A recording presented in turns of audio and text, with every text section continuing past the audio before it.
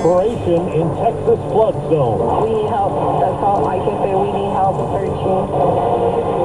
Daunting recovery efforts. They're going to have to bring in some heavy equipment. It could take months. Ending TSA's shoes-off policy. To get rid of this rule, I think is a good thing. Good morning, I'm Steve Kathan. With the CBS World News Roundup, search and rescue operations are still going on in central Texas, where officials say the death toll is at least 104 from the epic flooding. CBS's Jason Allen is along the Guadalupe River. Authorities have already scoured miles of the river, finding people hanging onto treetops and rooftops. Officials say hundreds of first responders are involved to try to spot any survivors. This is, one of the worst, disasters in this region in a very, very long time. Local officials are facing questions over why Kerr County, part of an area known as Flash Flood Alley, never invested in its own flood warning system. Lieutenant Governor Dan Patrick told us the state could fund warning sirens, and he thinks legislators can take it up this month. Camp Mystic, the girls' summer camp that was washed away by the surging Guadalupe River, says 27 campers and counselors died. 11 are missing. CBS's Janet Shamlian.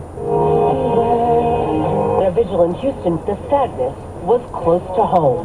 Camp Mystic alum Lauren Hamner has a daughter who summers there too, and said music is central to the community. I'm hearing reports of the counselors leading the girls in song and prayer at the height of the floodwaters inside buildings and at the base of trees on a hill while lightning and storms raged.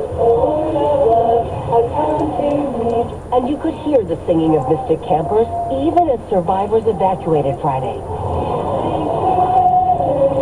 A chorus of hymns as they passed over rushing water. Now, across the region, people are cleaning up, starting over. The water started, it was up here. Robin Bates left her house in the community of Sandy Creek as the floodwaters rose. When she returned, she says 2 houses had crashed into hers.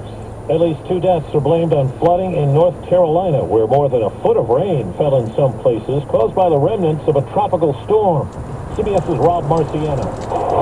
In Durham, North Carolina, rising water swamping cars and reaching the doorstep of several homes. We looked out the window and said, oh my God. John LaMontanero was awakened by his son-in-law when their house began to flood. They said, we're flooded. Pack a bag just in case we can get rescued. They were among 80 people rescued by the Durham Fire Department. Now to Washington, where President Trump has changed course days after ordering a pause in U.S. weapons deliveries to Ukraine. We're going to send some more weapons. They have to be able to defend themselves. They're getting hit very hard now. The Pentagon announced last week it would hold back sending some air defense missiles, precision-guided artillery, and other weapons to Ukraine. There were concerns U.S. stockpiles have declined too much. CBS's Nancy Cordes tells us Trump made the Ukraine comments at the start of a dinner he was hosting for Israeli Prime Minister Benjamin Netanyahu. President Trump told reporters that he still thinks there is a good chance that a ceasefire deal can be struck this week.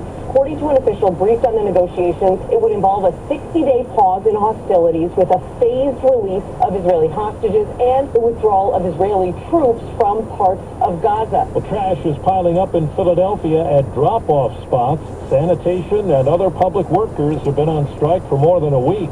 CBS News Philadelphia's Ross DiMattei has more. I don't know what to do. The mounds of trash piling up around Philadelphia aren't the only thing going stale. So are the talks to bring back the city's sanitation workers. It's outrageous already. Philadelphia Mayor Sherelle Parker. The offer is historic. More than 13% over my 4-year term. They're demanding higher wages and better health care and want a 5% annual pay increase. We work hard, and unfortunately, a lot of us are experiencing difficulty with trying to keep pace. 4 minutes after the hour. Well, that's today's news. It's 57 degrees in Livermore, California, and I didn't hear any good news, did you? I didn't think so. I guess it's all about perspective. The glass is half full. Well, as always, I'd like to thank you again for coming along with me on these Dash Cam News adventures. You know the drill.